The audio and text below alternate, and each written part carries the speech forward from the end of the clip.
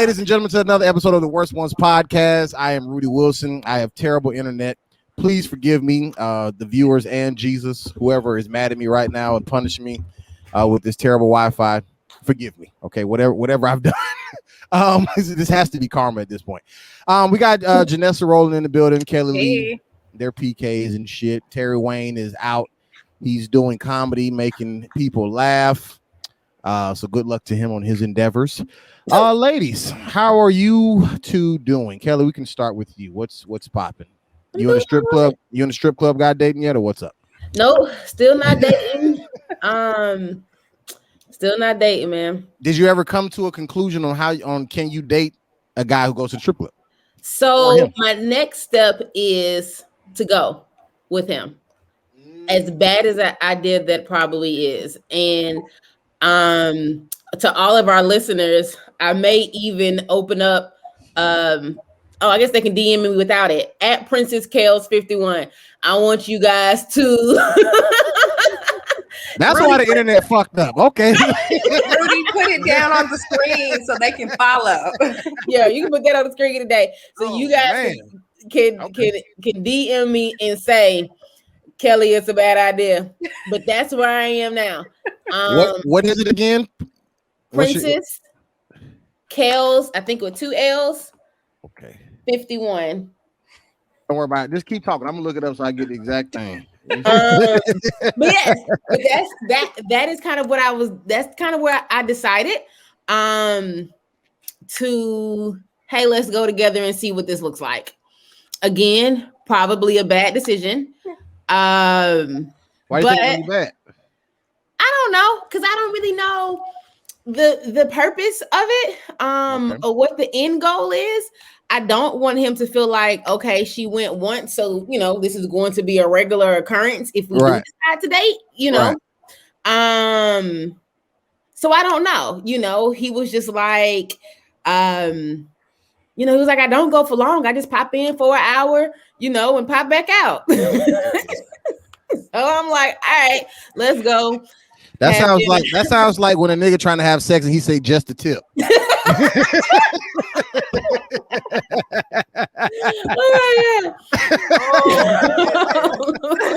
Just the tip. Right. That is what that sounds like. That's right. I don't go for long. He was like, I just go in, smoke one, come out, Gotcha. So I'm like, all right, let's see.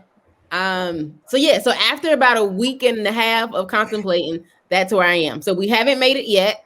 I guess we won't talk about it next week, but in 2 weeks, when we come back, I may have an update on what that looks like. I know we got something special for everybody next week. So yeah. And I can't, the special person they can't. That's right. You gotta be on our best. That's for family. That's for right. That's for so we get back with family. Yeah. Not with business. Next week we gotta be on our best behavior. What happens in this house stays in this house. Right. Next week we gotta be real preacher's kids. Right. Super holy. The best ones. Everybody gonna have coffee mug next week. Maybe we should wear our Sunday's best, like Rudy got little suit and tie collars on. Bring your Bibles. Right. Your paper Bibles. Okay. Exactly. You need a real handheld Bible. You still got one of those? You feel me? I will. Come through with the Bible. Okay. We stay ready over here. Okay. Paper Bible saved. Paper Bible saved. Right. I will say this though, Kellie. If you decide to go, I will say definitely tell him up front why you're going. Like don't so that he doesn't think that it will be a reoccurring thing. Right. But also when you do go, I would say go and do the full experience. Like don't not enjoy it by going in there already ready to not enjoy it. You know what I'm saying? Like just try your best to enjoy it, and if it still just sucks, then because to me, I don't go to strip club. I don't like them. You know what I'm saying? It's a waste of money to me. But that's me going in with the intentions of doing the strip club thing, and I realized like, I'm paying to get teased, and I don't like that. You know what I'm saying? So what I'm saying is there's a such thing as going trying to enjoy it and not liking it, even as a guy. You know what I'm saying? But I don't want you to fall in love with it. But I'm just saying I don't want you to go in already ready to shoot it down. Right. As far as going with him or whatever you're trying to accomplish by going. Right. And I think that's what I got to figure out. Just what exactly am I trying to accomplish? And this is the bigger thing. I offered to go twice. I offered to go once. So when I've gone in the past, I've enjoyed the dramatics of it all, the theatrics of it all, you know, right. Okay, and on the seat, you know what I'm saying? So when I've gone, like, you know, because it's kind of like a man, I can't do that. And man, you know, her body strength, the man. Okay, so I didn't know you've been. I thought you've never been. Yeah, no, I've been before. Yeah. Okay, got you. Yeah. The athleticism of it is just like amazing. Sure. Like I said, when you look at it as like a true like art form, to be able to hold your body on a pole, like, I can't do it, you know, and so I am amazed by that. So I said, if we go, I need to go. We're gonna go 2 separate experiences. We're gonna go 5 o'clock on a Tuesday, just for the random. Right. Just trying to get the matinee hoes. Right. They're not doing all the extra stuff. Hey, real quick, have y'all ever seen that joke Mike Epps told about the strip club when there's generations of strippers in there? And he said during the daytime it's the grandma and she's stripping during Judge Joe Brown. Like, Joe Brown on the TV. No, not Judge Joe. That's what Kellie gonna be in the strip club when Judge Joe Brown on TV. Right. People's Court. 20-year vets. Right. In the game. Right. They don't even cut the lights off at that time. It's still the lights still on. The overhead, like the iridescent fluorescent lights, right? Not the strobe lights, right? They don't even got security at that time. Anybody come at that time? Right? No cover, no nothing. Just come on in. Oh, that's hilarious. So I said we'll go at that time, and then we got to go see the dramatics of of it all, theatrics as I call it. So we'll see. Like I said, I'll give y'all an update. But that's where I am now, just to see what it's like, and then make a decision from there. Gotcha. Yeah. Liddy, okay. Miss Rowland. All is well over here. Same old. Work, school, blogs, podcast, gardening. Gotcha. I do need a name for my garden, though. I've been calling it the Ghetto Garden for some time. That's it. But we have, upgraded. We're no longer using solo cups to okay. to plant. I don't know if that was ever a garden if it was in solo. Last year when I first started gardening, I used solo cups, like red solo cups. Not the ghetto garden, just the ghetto. Yeah, the ghetto garden. No, I use those cooking pans that you put the meat in. Yes. From Dollar Tree, I had put some what was the flowers? Some painted daisies, I think, in there. They did great, but aesthetically, it was quite good. You ain't put nothing in the ground. Everything is in in soil in something. I got you. It was all in containers. I eventually put some zinnias that I had grew from seeds in the solo cups. When they got big enough, I eventually did put them in the ground, but a lot of it was solo cups or tin foil. I had even bought the Tupperware that you store shoes or clothes, from Walmart. Put some holes in it, some dirt in it. It was truly a ghetto garden. But this year, definitely ghetto. This year we have raised beds, made out of wood and real materials. So, and by we, is there more than just you working on this, or is this just you saying we as the company type of thing? We, as in me, myself, and I, and the ancestors, and Got it. Chris occasionally. But yeah, so this year, I do have a few raised beds. More, I do have potted plants, but they are actually in real pots and not, the gas tank that was in the garage or something like that. Jesus So Christ. I need help coming up with a name for it other than the ghetto garden. So I can't think of a better one. After this description, I'm not gonna lie to you. You gotta remember where you came from. No, there's a place in Atlanta I think called the Hood Garden, but it's like short for the neighborhood garden, which was cute. Oh, that's cute. No, But yours yeah, is I need definitely not short. Yours is ghetto. The full one. it really is the ghetto garden. Ghetto AF garden. If you want to add something to the name, ghetto AF. That's too funny. That's good that you're doing it though. I mean, that's something I would love to do. I would love to grow my own everything, like everything I eat and shit like that. I would love to do that. I hope to get a house with a huge yard for me to. I see you, Rudy. I understand. To grow everything, and I actually this week did my first harvest of collard greens. I cut them and cleaned them. I haven't cooked them yet, but I cut them, cleaned them. I definitely have a new appreciation of cleaning them. The ones from the store, I don't know, like nothing. They already rinsed a little bit, huh? Yeah, but I mean, when you take them out your own garden, all the dirt, all the bugs are on them. Yeah. So, what do you clean them with? Well, so I, depending on what condition they're in, do different stuff. So if they're fairly clean, straight water, but you just wash them several times. Sometimes people put, or even me, I'll do a salt bath or a vinegar salt mix. Sometimes if they're like super dirty, to clean them. But water, just you gotta with your hands like massage each leaf to make sure it's clean. And you should do it. Oh, girl, it's so much work. When I cooked the collard greens for Thanksgiving and I had bought them from the store and, I was asking folks, what do I do? How do I do it? It's a lot of work.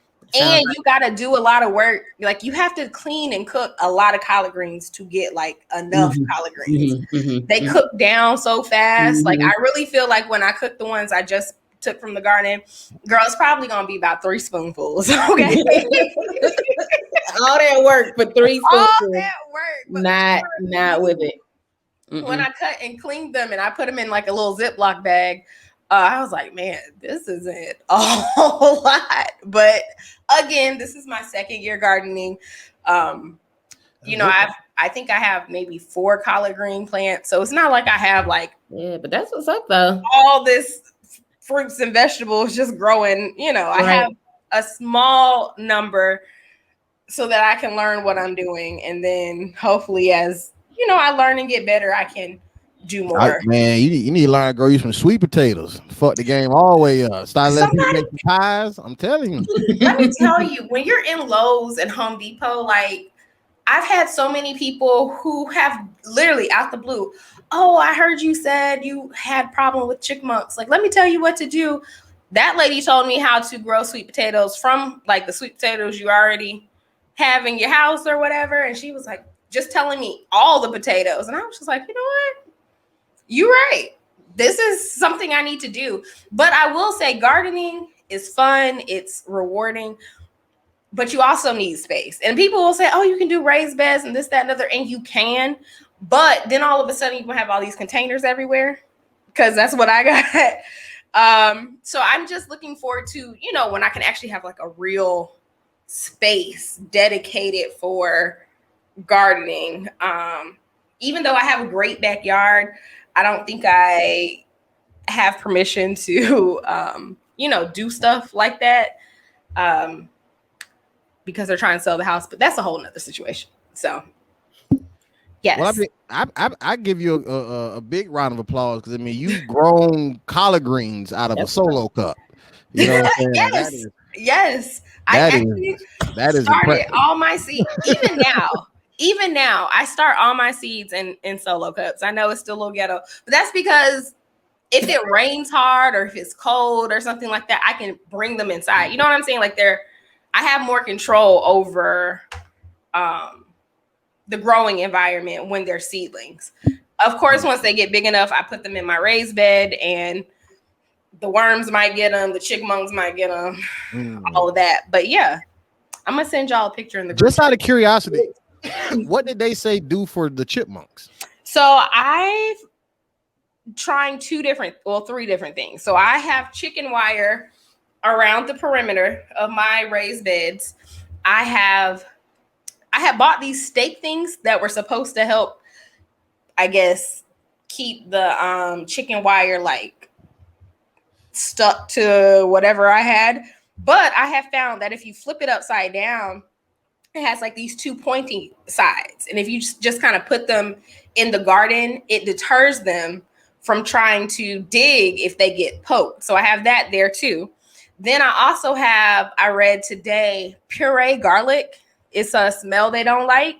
So I bought some garlic cloves and I'm going to puree them probably tomorrow and see if that's going to work. What does that mean to puree a garlic? What does that mean? So I think from the recipe I saw, you got to boil them and then you blend them. Boil them till they're soft and then you blend them to they're kind of like a creamy consistency.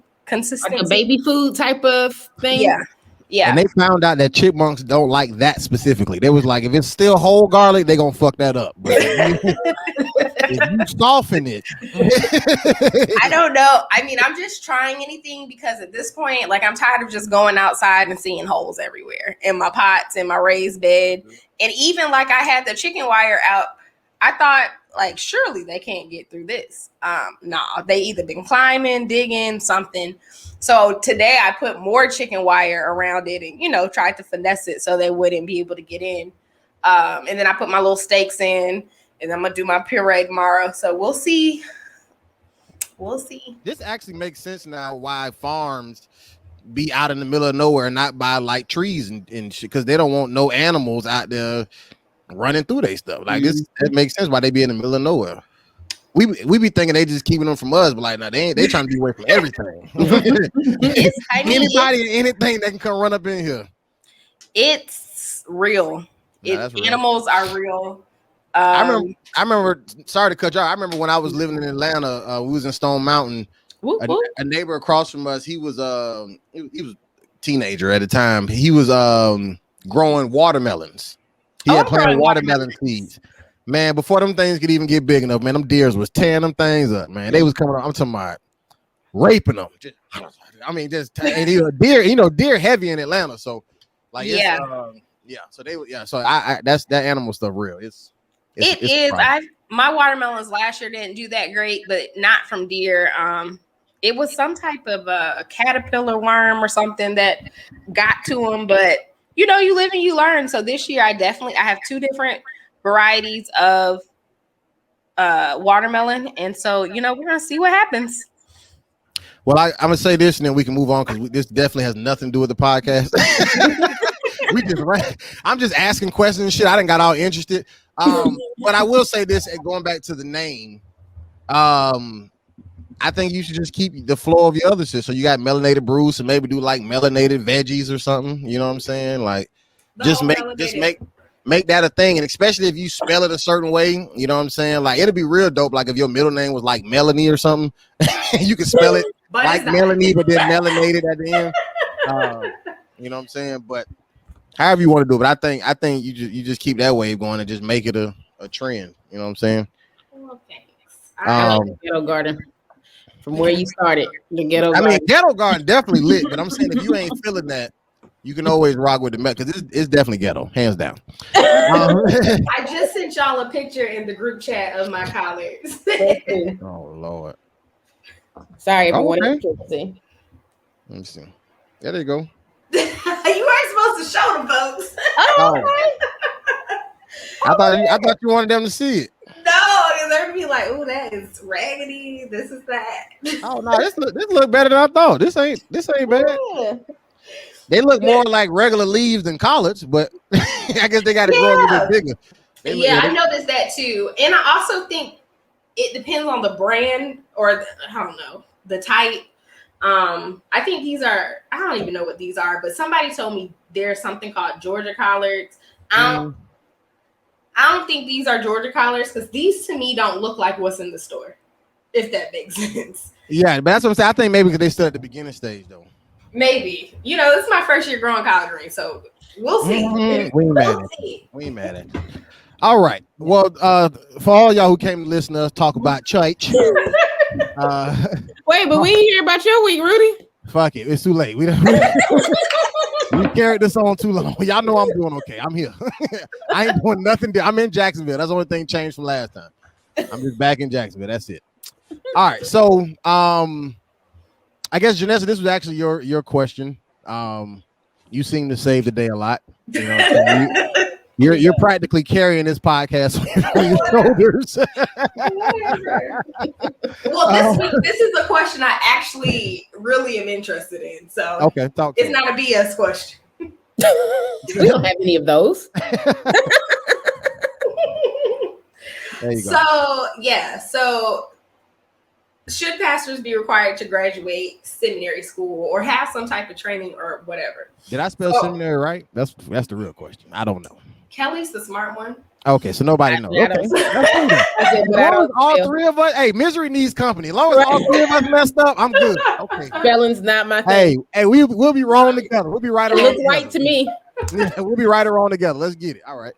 So the way I kind of been thinking about this question in general, but then it kind of came back to me. There's this lady in Atlanta who considers herself a preacher, minister, and at one point in time, her and her husband had a church here, and they no longer are pastors anymore.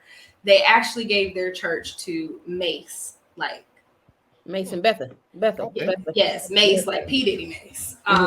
He in Atlanta? Yeah. Pastor in the church currently. I'm gonna go check it out. Yes. Let's go on a field trip. What is it called? Well, the church was called the Gathering Oasis, I think. What do you think it was? I heard of Oh, that. the old church. Yeah, I think it's the same name. But he's just the new pastor of it. Has he had Kanye Sunday service? I have no idea. I think that's mandatory. Both being that they both come from hip hop. That's all I'm saying. But go ahead. I have no idea. But anywho, the former pastors of the church. It's called Elion. Oh, it's called Elion now. What does that mean? Go ahead, Janessa. Anywho, but the previous pastors of the church would always talk about how they went to the school of neology.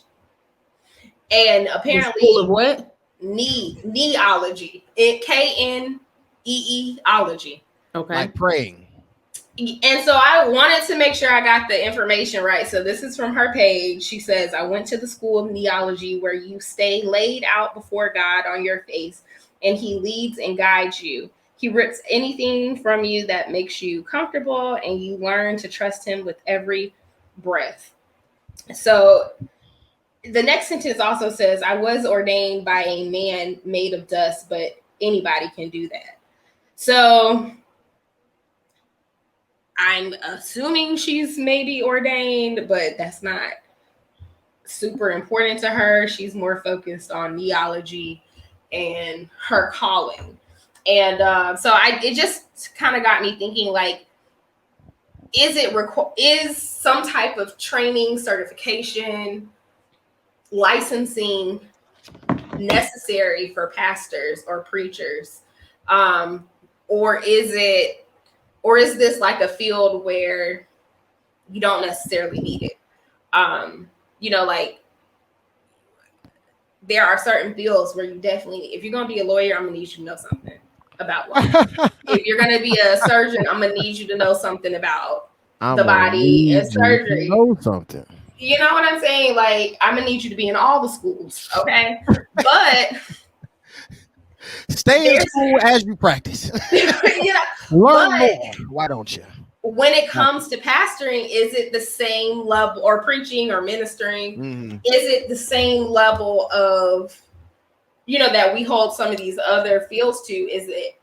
Well, see, that's actually a really good point, though. I think. So, for one, I think all of our answers will have to be opinionated because I don't think any of us research this. So, number one, I do think that as far as how churches enforce it, it's definitely denominational. I think that's even kind of the split in a lot of denominations. Like some denominations, you can be called to the ministry as a minister, but then you have to be ordained by the pastor to be an elder.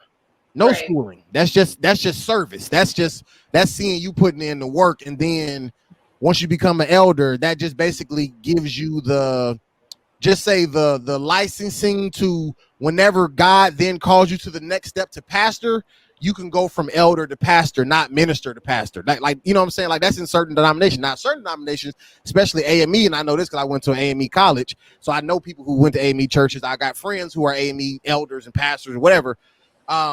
They definitely have to go to seminary school. They definitely have to get a master degree in seminary before you can. Because now to preach, they can preach without it, but in reference to holding a title and serving in a position, they definitely got to go through seminary school, you know, to even get that. You know what I'm saying? So he went to Duke University for his. So so they take it serious. But what I also was going to say to your point about if you're a doctor, you definitely need to go and stuff like that. I think that's also. So preaching is a gift, right? I think even leadership is a gift. Like just because you can preach doesn't mean you can lead. Just because you lead don't mean you can preach. Just like the best player on the basketball team doesn't necessarily mean he's the best leader. You know what I'm saying? Just because he's a star player don't mean he's actually the leader. You feel what I'm saying? So, so some people may just say have the gift of preaching. Just like there may be a person out there who just has the gift of cutting hair. Never went to school for it. They just do it. Somebody has the gift of playing an instrument. Never went to school for it. They just do it. Somebody for whatever reason may have the gift of doing open heart surgery without ever having to go to school. I don't know this to be true, but what I'm saying is too far. Bring it back. What I'm saying is that there's a lot of things. Even with people, but just think about this. Even with people think about Ben Carson. I know black people ain't fucking with him right now, but think about Ben Carson. He didn't go to school for what he ended up doing. He went to school to do surgery, but he didn't go to school for separating Siamese twins at the brain. You feel what I'm saying? But that still was something that he had the gift of figuring out or doing or whatever the case may be. You feel what I'm saying? So what I'm saying is I feel like there's a level to the gift that I don't think people could control whether they have or not. But I do think that, to your point, if you're going to do anything, I don't care if you're doing comedy, filmmaking, nails, anything, like you should probably know the history of it, the backbone of it, where it comes from, why you even do what you do. You know what I'm saying? Like, I think all of that is definitely important. And I think you definitely get that from seminary and not, what was it called? Neminary? Neology. Oh yeah, I'll tell you. So it's better to get it in theology school and not theology. No, I would agree. I feel like see, and I don't know. I went off screen for a minute because I made a phone call. But to ask a question about a pastor that I know. So my father and my uncle both went to seminary. Mm-hmm. And as you said, Rudy, and Janessa, like I believe that yes, people may be gifted in preaching. But are you really gifted in preaching, or are you gifted in oral speaking? And are you gifted in being able to, I guess it's a part of oral speaking, the delivery together, the delivery, pulling together a message and deliver it. And so it translates and it relates to preaching, because you can pull a passage and, create a message and deliver it well, but you can also do that about education or politics or, relationships or whatever, because you just have this gift in oral language, oral speaking. So it's not, for me, it's not necessarily a gift in preaching. I feel like there's a different type of anointing that comes with that, because I feel like I've heard some preachers who, the message was good. It was solid. They delivered it well. It was organized well. It had a good point. It had a good message. No anointing at all. Right. It was good, but no anointing. Right. you Right. know, and then no, if you press further, I think one of the good things about seminary is that seminary it isn't, from my opinion, from what I understand, it isn't a one line approach. It isn't that I'm just going to teach you this way to interpret the Bible. It teaches you multiple various ways to interpret, the scripture, the history, all of that things, which I think you need in order to be a pastor. So yes, I do think that they should be required to go to seminary. However, I do know cases where, like Rudy was saying, you know, someone may start off as a minister, or they may start off as a deacon, and they've been in the church for years, and then they decide they've been ordained by, a pastor that went to seminary or whatever. But then they decide that they want to go and start their own church. I've been at Berean for 10, 15 years. I've been under the shepherdship of, Kerwin and Kevin Lee, or, whatever. I feel like I can go and do this. I've preached some sermons, I've done whatever, and then they go and start their own church. Most times I've seen that it didn't really work that well. But like you said, Rudy, being a pastor is more than just being able to deliver a word on Sunday. You have to be able to lead a congregation, lead people, serve people. And there are people who, like I said, can deliver a word, but can't lead, and there's people who can lead and can't deliver a word. To me, if you can't do both, you're not a pastor. And this wasn't what you were called to do. You may be a minister that preach sometimes. You may be the church's COO, and manage right under, right under the whatever, under the pastor. But I think yes, I think that it's my long way of saying yes. I think that they need some type of schooling. Question for you, Kellie. Do they to your knowledge, if you don't know, that's fine, but just to your knowledge from your dad or uncle, whoever, in theology school, seminary school, do they teach just say the leadership part? Like, are they getting that from theology school? Because to my understanding, that's the only reason I'm asking, is because I thought they only got just say like the deepest depths. Like they got like who was David. David had 3 cousins and an auntie. She knew how to cook collard greens. You know what I'm saying? Whatever. Like, you know what I'm saying? Like I thought they get like the deep depth of like, this is how the church even started. This is how they even shaped the temple. This was the architect. His stepson had a, whatever. Just like I thought it was a deep depth like that. But I'm wondering, do they also get that part because they know a lot of these people are, I guess, transitioning? That's a good question that I don't fully know the answer to. Mm-hmm. I do feel like, though, I have a friend that just completed his Master's of Theology in Divinity or whatever, MDiv, Master's of Divinity. Mm-hmm. And I want to say he talked about taking like a pastoral administration type class. Now, I may have made that up. I may have. But I feel like we had a conversation about it, but okay. I may have made that up. In terms of my dad, my uncle, I don't know. I would have to ask. Like I said, they definitely do, like you said, the deep root, David's sister, cousin, whatever. Which I feel like, again, when you are delivering a word to the people, you need to know those things. Right. My dad is really big on knowing and understanding not just a message, but understanding the content in the Bible. Understanding the stories and who the people are and whatever, not just the message that we get from it, but actually understanding the word. And you can't, because to me, I read the Bible sometimes and I'm like, wait, well, who is this? And then, then when they get to the son of such and such was the brother of this and the son of, it'd be 20 sons in one script. Who, what? And then you want to list them again, 2 script. I don't remember.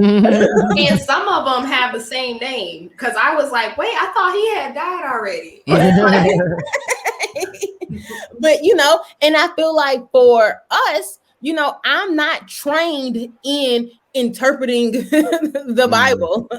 I'm not trained in that. I feel like pastors who have gone through school have. Like I know from my friend who just completed school, he he had a Hebrew class where he had to learn Hebrew. Mm-hmm.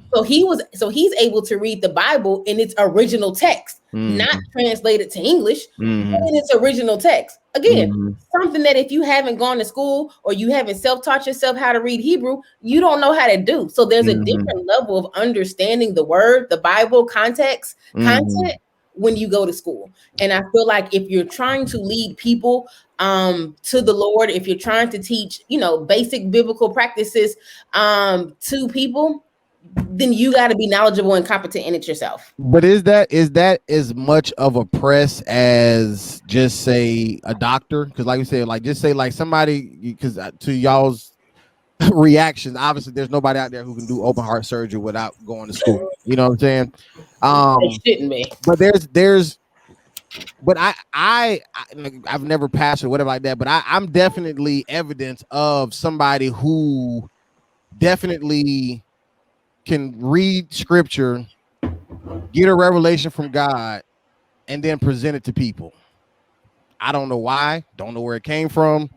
I just happen to be able to do it. And now, and this is what I was thinking while you were talking, all three of us, I feel like where our dads definitely have in common, obviously besides being black men, is that I feel like all of our dads, because what you just described about your dad is the same as mine. Like the detail, like he's not just saying like turn around 3 times and God gonna bless you. That ain't his message at all. Like he's literally saying like this is what this word means. I know you don't know what this means, so I'm gonna tell you.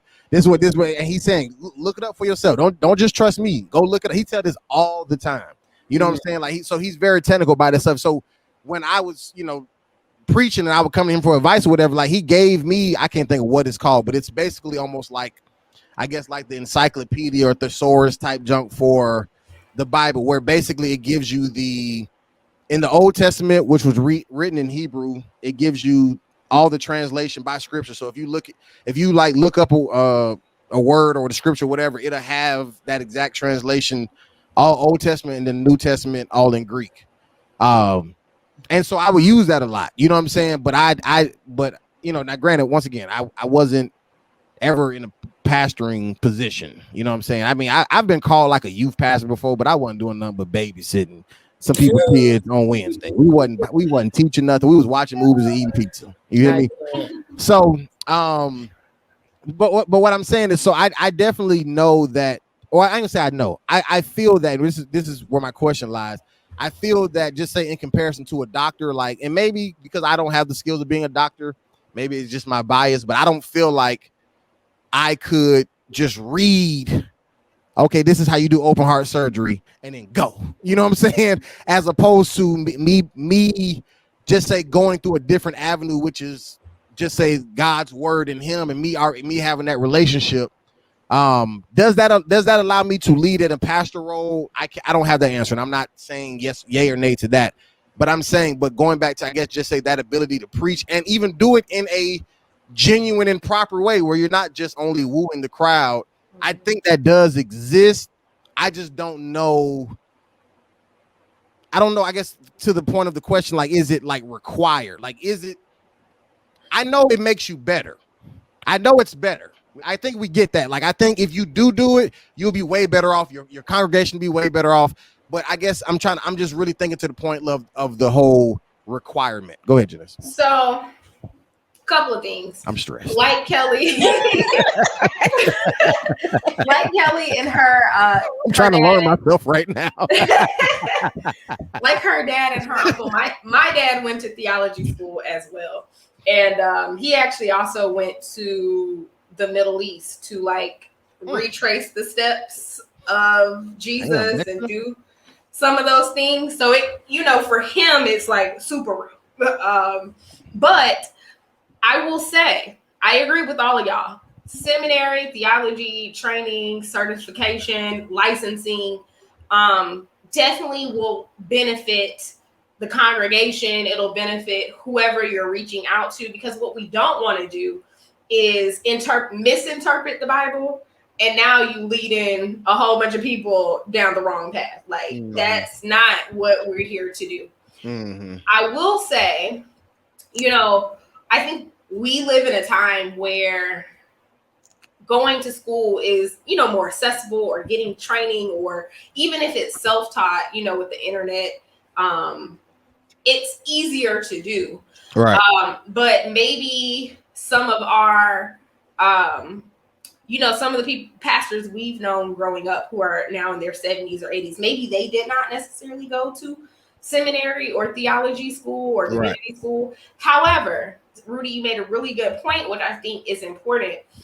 If you don't go to those type of things, do you have a covering? Do you have somebody who you are talking to? Like you said, oh, I went to my dad and he gave me a reference of this. Like, kind of like we were talking earlier, we all know people who might be a deacon or just really active in church, and they feel like they're being called or led, and they're ordained at their church under the pastor. But in that process, even if they're not going to seminary school, like, there's still classes you have to attend. You still have to give like a sermonette, or is that what you call it? A sermonette, or a practice sermon or something. I know at our church, that's something we do. Like, after the main service, if there's ministers in training, they'll have like 30-minute sermonettes at 3 p.m. on the 5th Sunday of the month or whatever. And like, they have to go through classes during that period. And then, there's, I don't know if they have to take a test or something, but I do know that at our church, there is a panel of other preachers, ministers, who are also a part of the minister training process. So it's not even just like my dad, saying yay, nay, you need help here, you need help. Like, it's a collective evaluation process. So I think sometimes when I think about it that way, if you don't go to seminary, but you're under somebody, you're actively like trying to get better, you're actively going to some type of training classes, whether it be at your church or somebody else's church. I know, Kellie, your uncle does a pastors and leadership conference every year. I've been to it, and it's phenomenal. Even after you're a pastor or a preacher, continuing training, continuing learning to be better, or how to deal with conflict resolution or stuff, stuff like that. I feel like if you're truly called to that, that's something that you would want to do. Like, you would want to make sure you're telling your congregation the right interpretation of the Bible. You want to be a leader in, in the leadership role and how to handle situations. Hopefully you would have some type of pastor, leadership, preacher community that you're a part of. I know, like, my dad, some of his friends, they have like a standing lunch every month. And part of it is social, but also part of it is accountability. Right. Even things like, I'll say this, with COVID, hey, what is your church doing? How is your church leading? COVID has nothing to do with preaching, you know what I'm saying? But how do we navigate this pandemic from a church perspective and being leaders in our community? They have meetings about this all the time. So, I think if you are doing some level of that, maybe it's okay, but I don't think it's cool. I don't know. I don't want to say I don't think it's cool, but like, I would really have to think about it. Like, if an angel came right now and said, Janessa, you're supposed to be a preacher. All right. I said, okay, let me go ahead to YouTube, Facebook Live, and let me crack open this Bible and figure out, okay, we own Job 31:1, and then I'm gonna just preach. Starting at Job. I just opened the Bible, and here we are. Like, that's not. I don't think that's beneficial. I don't think that's God. I don't think that's. I don't know. And I think for me, that's part of the issue. I hate those professions where people feel like I don't have to have any real training to do it. I know sometimes people think of education and teaching like that. Mm. You know, that, oh, let me go take a test and do this, and I don't have to. Now, sometimes you gotta have to have degrees, sometimes you don't, you know, and that I can just go and be a teacher really quickly. Like, because the Bible is accessible, because especially with social media, people and someone to listen is accessible, doesn't mean that you were called to preach. At all, you know. And I had one of my friends who was played by this fake prophet on Facebook, because he felt like you just said, Janessa, let me open up the Bible, go to this scripture, you know, and whatever. Like I said, you got the gift of oral language. You can make stuff sound good. You got the gift of detective skills. You can go through social media, you know, and figure out, you know, especially for the people who put all their business out there, you know, figure out what's going on. And then, oh, you know, the Lord told me that, you know, you gotta, you know what I'm saying? Like, your man is coming, or, you know, blah, blah, blah, you know, whatever. I told y'all, y'all should see how many women told me I was their husband. Say what now? How many women told me that God told them right that I was their husband? Man. Right. And that's the thing. Like, even when you're talking to your friends sometimes and they want to do it, I talk about me, you know, and I know I'm saying something crazy. The Lord told me, you know, to go to the strip club with this man. First of all, you know, the Lord didn't tell me that. But when somebody says, the Lord told me, or God told me, then what do you say to that? Like, I hate when my friends be like, no, God's been telling me such and such and such and such. Well, there's nothing else that I can say to that, because if the Lord told you, then the Lord. I mean, but did he tell you though? Right. That's the real question. Don't talk about you, Kelly. Did he tell you to go to the strip club? No, whatever your friends are saying, God told them. Did he also tell you? Is what I'm saying. No, he didn't tell me what they. Okay, well, then, hey, you ain't got nothing to do with that then. Because see, for me, I feel like which I'm not going to quote scripture verbatim, but I feel like somewhere in the Bible, Janessa, you got to look it up. Okay. Somewhere it says that the library. That's it. I was just like, That's it. She said before we started rolling, it might fall, and it did. I did, but it looked like her whole room shifted. Like, it looked like she was running, like she was about to turn upside down. Revealed. Anybody listening to this on audio? It's scary because I'm like, her whole room about to go to YouTube about 50 minutes in. And you will see the catfish. You will see the catfish. Fall again too. And Rudy will not edit that out, at all. At all. I don't even remember what I was just talking about. To her bookshelf down.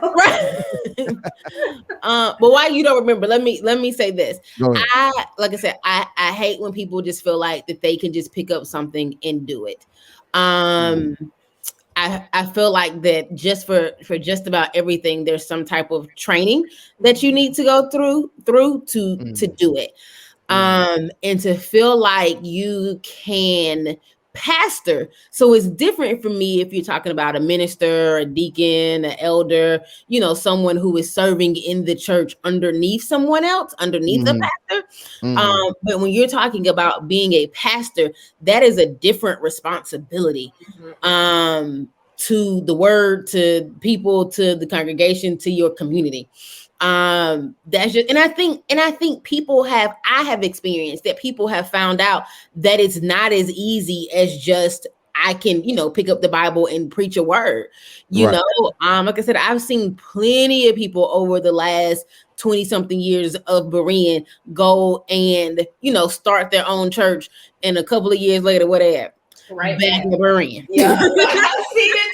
I've seen it too. Hey man, hey listen.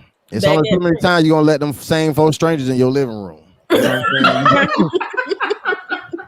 like, we don't know these 3. This nigga homeless. Okay, this is our home. We can do this at church, but at home, this is getting too personal. Right. You know, and then I feel like when you see congregations that aren't growing, you know, be it, you know, not even in number size, but, you know, your church isn't growing spiritually, your church isn't growing intellectually, mentally, your church isn't growing financially, your church isn't growing, you know, by size physically, you know, then this not for you. You know, it isn't something that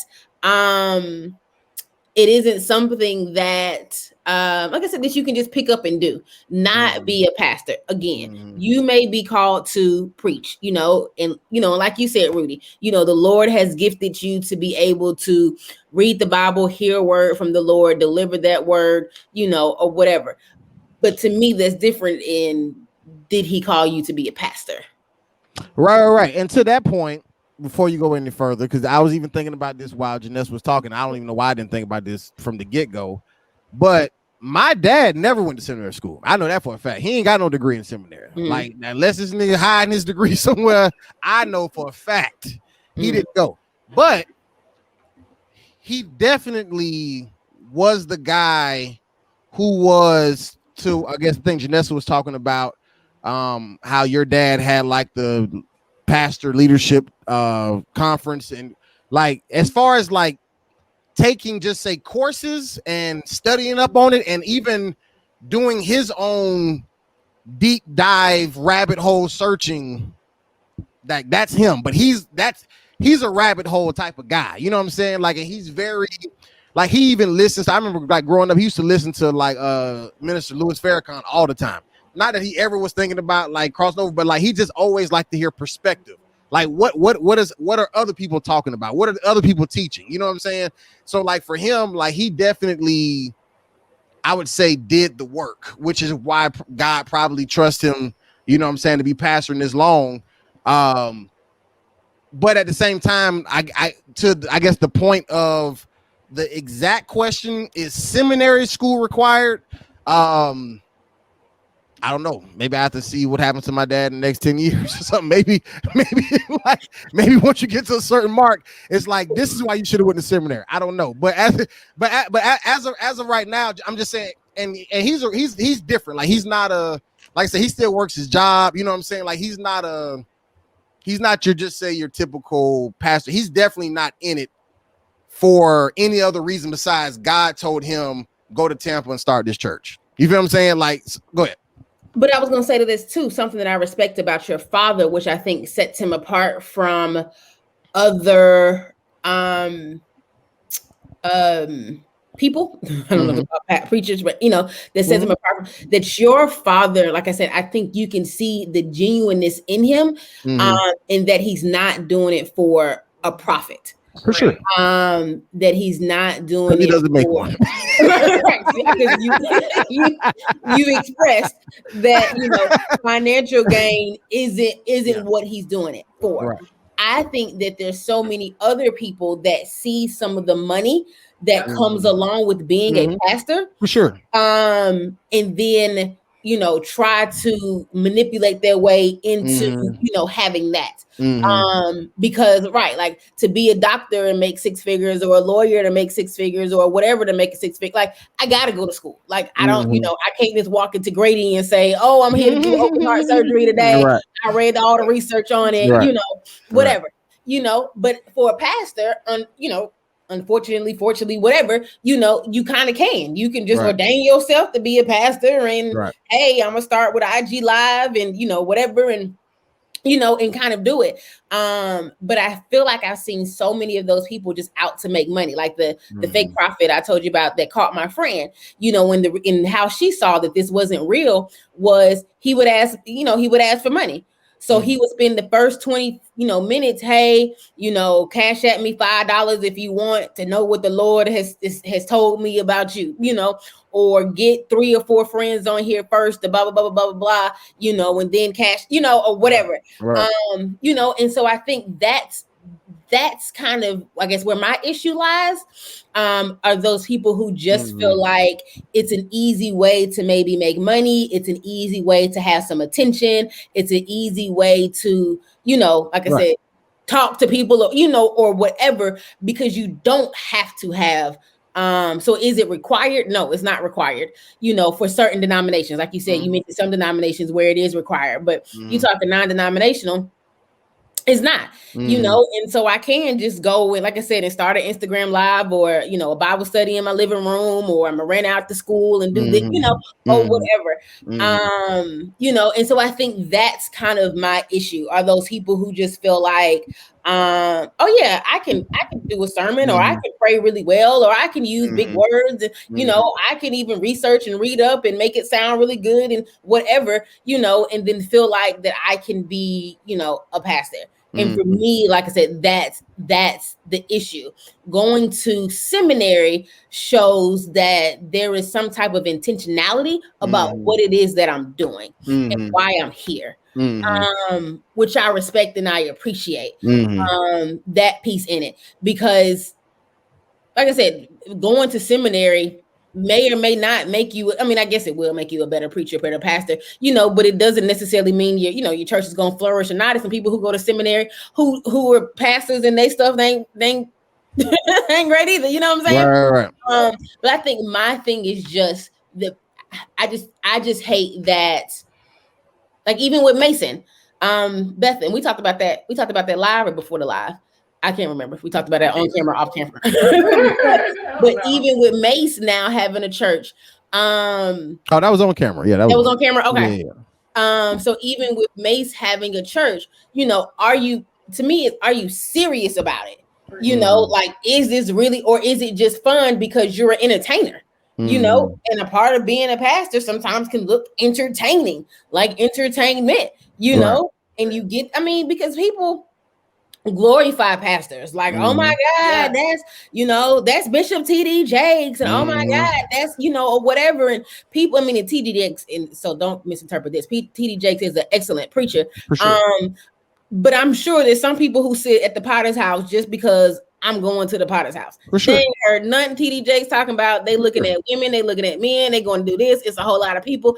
I can just say that I go to T.D. Jakes' church. They ain't heard nothing the man say. And that's just, you know, and so you know, so there's that type of love and adoration and attention and all that comes with being a pastor as well. Being a man pastor, women flock to you. Yep. You know, you can be ugly, you can be sexy, you can, you know, whatever, but the women gonna like you because you're on the pulpit every Sunday. You know what I'm saying? So there's so many different facets to kind of being a pastor. My thing is, are you real and intentional about what it is that you're doing? And I think seminary just shows one way that you may be for real and intentional about what you're doing. I think not doing it for a profit is a way to show that you're intentional about what it is that you're doing. I just think there's a lot of fakeness out there. And but even to your point about going to seminary, that's why I would say I don't.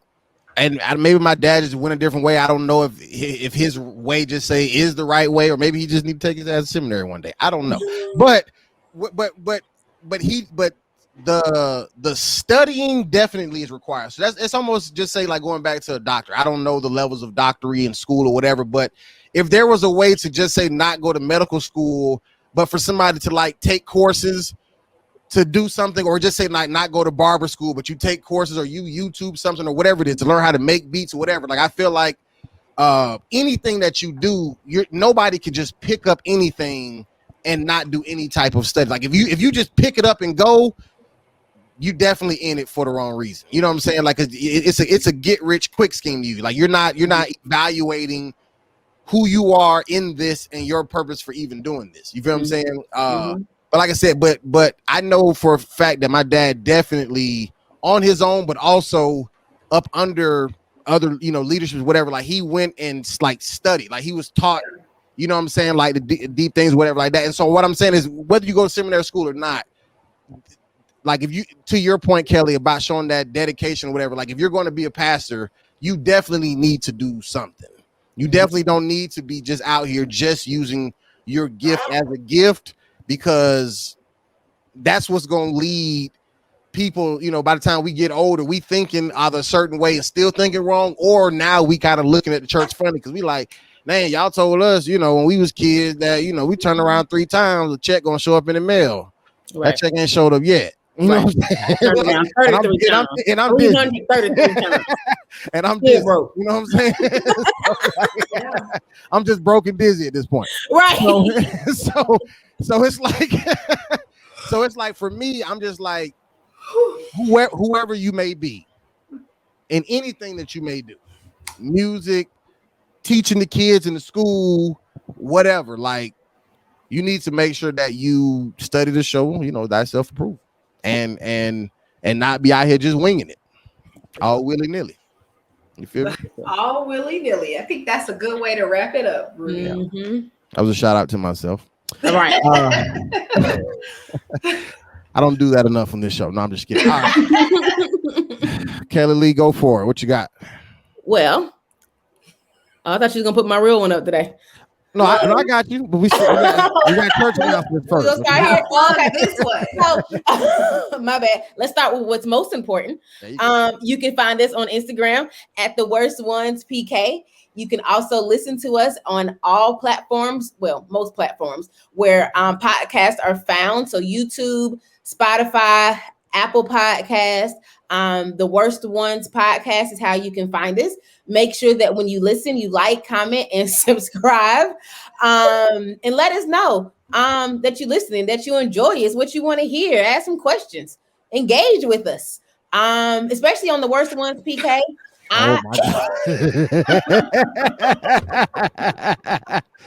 I am the we're so distracted.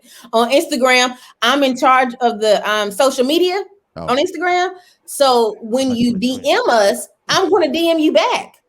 So DM us, slide in there. But if you have any comments, recommendations, advice on my personal life, at Princess Kales 51. Hey. Well, this is only for today. But it's not gonna be posted until the future, so you gotta leave it open until after this is posted, so people get a thing. Okay, so I open it on the day that it's posted, and then so if I open it, this is crazy. Hold on, this is real random, y'all. So I got like 300 people that want to follow me that I haven't accepted. If I open up my page, would it just automatically accept those people? No, but it'll just allow them to see your page without having. And so if I close without you accepting it. Okay, yes, so if I close when your page is private, only people who follow you can see it. When it's not private, it doesn't mean you follow them back. It just means that they follow you and they can now see your stuff, or even if they can see it without following you. Okay, gotcha. What, 300, Kellie? Yeah, I think it's like 278. Yeah, that's something like that. What have you been doing? You just declined them. Don't let them. They're so mean. That's awesome. But yes, at Princess Kales 51. There you go. All right. Well, having all sorts of technical difficulties over here. But you can find me at Melanated Brews for all things coffee, tea, and beer. I think my next post is for Perk Coffee. Cute little space, great atmosphere. I had the good times. It's like the lavender vanilla latte. So that will be the next post on Melanated Brews. Check us out. We have fun over there. And then also, I went to a new spot today, but I'll save that for next week. So, yeah, follow me at Melanated Brews.